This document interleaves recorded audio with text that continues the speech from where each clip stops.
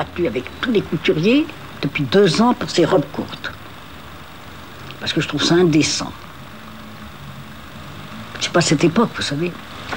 Pour montrer ses genoux, il faut qu'ils soient très beaux. C'est une articulation, c'est comme si on montrait son coude. Voilà, on prendrait une chose et on serait toute la journée comme ça. Regardez comme mes petits coudes sont gentils. C'est affreux tout ça. Moi, je n'ai rien contre les gens nus s'ils sont beaux. Mais quand ils ne sont pas beaux, eh bien dans la rue Cambon, si vous vous installez là un instant, vous me direz combien de personnes vous avez vues dans la journée qui avaient de bonnes jambes. On ne se doutait pas qu'ils avaient les jambes si mauvaises, les genoux cagneux, trop gros, qui deviennent un peu violets en plus. Oh, c'est affreux. Non. Et puis moi, je crois que quand on déballe tout comme ça, on n'a plus envie de rien.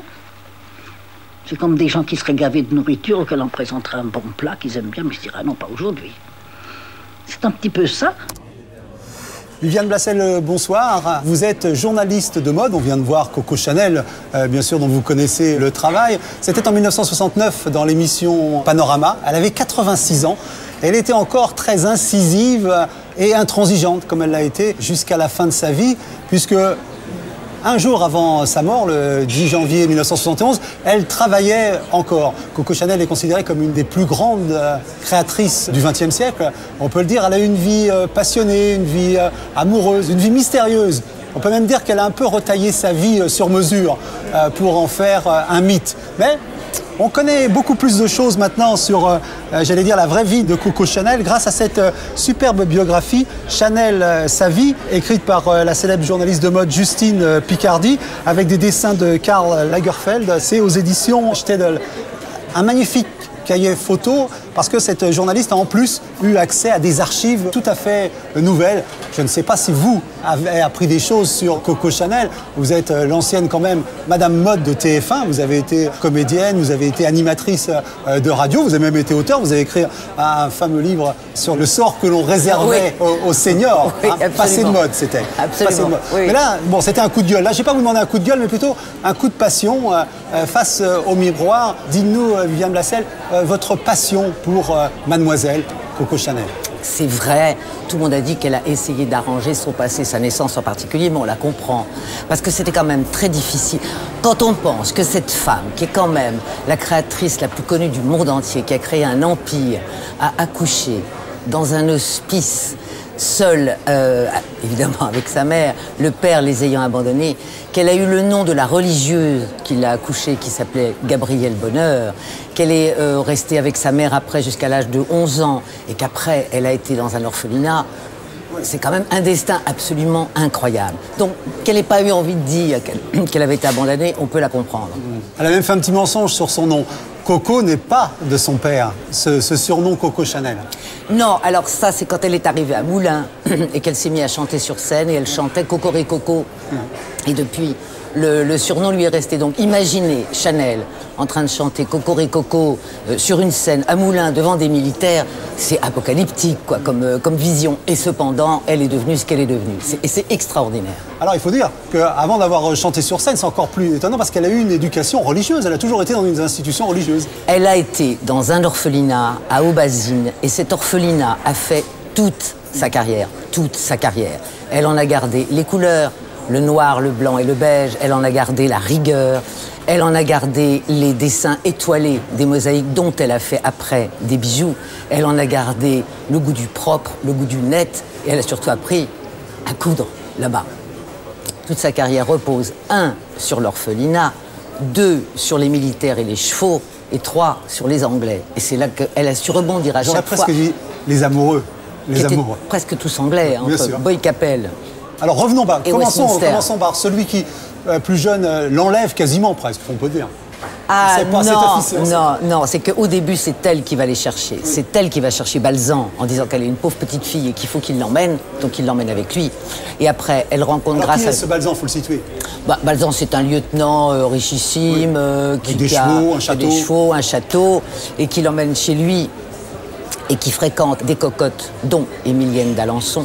Et là, Coco Chanel, pendant 6 ans, apprendra beaucoup sur ce qu'il en est de l'art de plaire, de garder les hommes, de les perdre et de rester amie avec quand même. Et ça, c'était 6 ans absolument extraordinaires. C'est grâce à lui qu'elle rencontrera Boy Capel.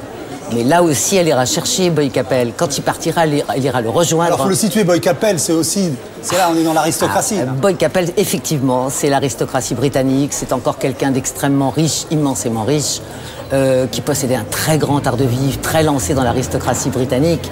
Et c'est elle qui qui lui demandera de l'emmener avec lui à Paris. Donc ce sont ces deux hommes-là qui ont été vraiment à la base de sa carrière. Balzan va lui donner un pied-à-terre et Boy Capel le premier argent pour ouvrir sa première boutique de modiste. Voilà. Elle voulait gagner sa vie.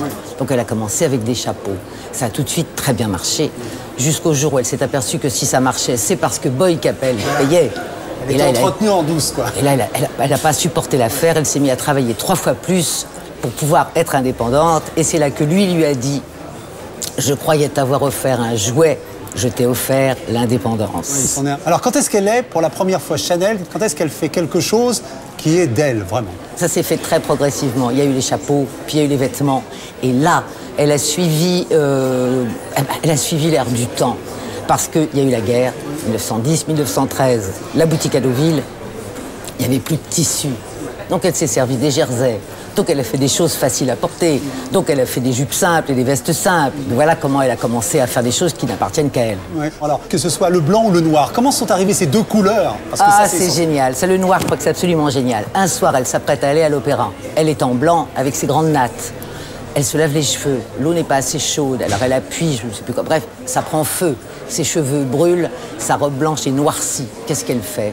Elle change sa robe blanche, elle met une robe noire, elle se coupe les cheveux, elle coupe toutes ses nattes.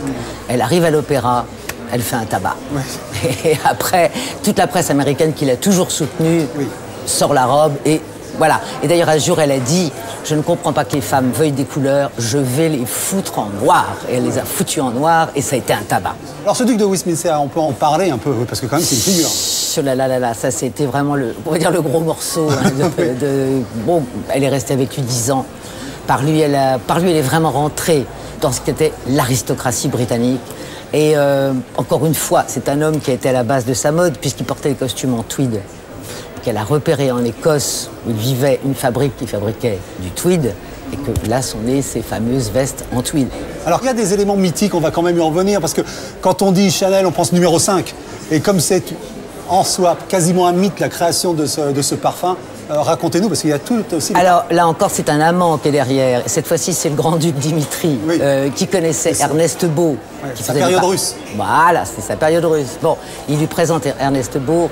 Elle demande à Ernest Beau de lui faire un parfum.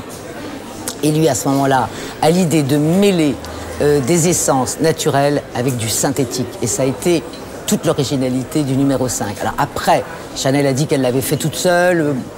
C'est vrai, c'est pas vrai, peu importe, mais ça a été un succès absolument immédiat. Et vous savez pas ce qu'elle a fait? Quand le parfum était prêt, elle a pris un flacon, elle est allée au restaurant, et toutes les femmes qui rentraient, elle les aspergeait de parfum en disant: les femmes, il faut les mener par le nez. Alors, il y a d'autres aspects, parce qu'il faut savoir que Chanel, c'est une entreprise industrielle. Ce parfum est lui-même une entreprise industrielle, les parfums bourgeois, et il y a derrière des parfumeurs, il y a des industriels, et là, il y a une aventure. Oh, une histoire, pour moi, c'est celle que je préfère. Et donc, quand elle a eu son parfum, c'est un succès absolument phénoménal. Elle le vend d'abord aux Galeries Lafayette. Et le directeur des Galeries Lafayette, qui est Bader, lui dit: mais il faut derrière vous un industriel, vous n'allez jamais vous en sortir. L'industriel qu'il fallait à l'époque, c'était les Vertemer, qui avaient 2 usines, une à Pantin et une autre en Angleterre. Donc, contrat a été fait entre les deux. Mais, ce qu'il faut savoir, c'est que les Vertemer avaient 70%, Bader 20%, Chanel 10%. Donc, comme le parfum marchait absolument extraordinairement, elle a été assez contrariée et ils ont passé leur vie à se faire des procès. Oui, mais parce qu'il faut dire que les Vertemer sont partis aux États-Unis. Voilà.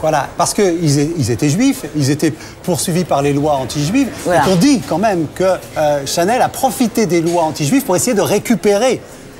C'est quand même... Oui, non, elle a cherché. Elle a cherché. Oui. Elle a cherché à le faire, elle a cherché à en profiter, oui. Voilà. Elle l'a fait. Alors, pendant la guerre, il y a l'histoire de cet officier allemand, Spath. C'est-à-dire qu'elle a une relation amoureuse, elle a un amant qui est un officier de l'armée allemande, et on soupçonne que leur relation ait conduit à des opérations de renseignement de la part de Chanel et de Spath. En fait, on pense que lui-même, le Spatz en question, n'était pas forcément forcément un nazi. Travailler au renseignement, oui. Oui, travailler au renseignement, mais enfin, ça avait l'air, tout ça, ça a l'air d'un peu d'un truc d'opérette, toute cette histoire-là, avec quand même cette histoire rocambolesque à laquelle tout le monde a cru. Cette opération Chapeau Couture, où Chanel était censé, avec son amie Vera, la faisant venir de Rome pour aller à Madrid, faire passer un message à Churchill pour dire que l'armée allemande, en fait, avait envie de négocier. C'est rocambolesque. Alors, est-ce que c'est vrai, est-ce que c'est pas vrai? Personne ne le sait, mais c'est rocambolesque.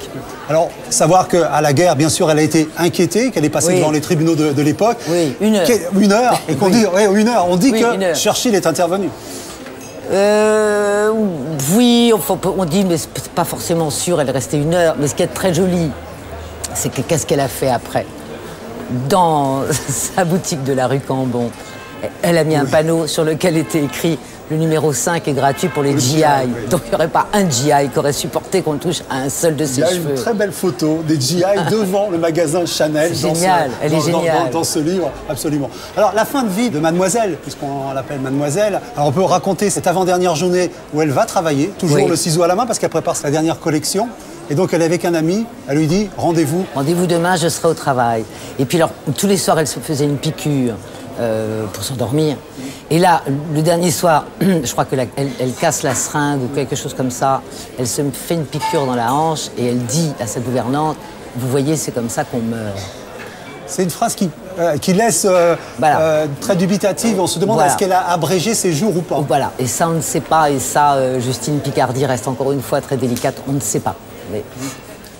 Voilà, on apprendra encore et encore plus de choses dans cette formidable biographie. Chanel, sa vie, de Justine Picardie, dessin de Karl Lagerfeld, c'est Stedel. Je voudrais vous remercier parce que je crois que vous avez fait joliment revivre Mademoiselle. Ah bah quel bonheur pour moi en tout cas. Merci à vous. Merci.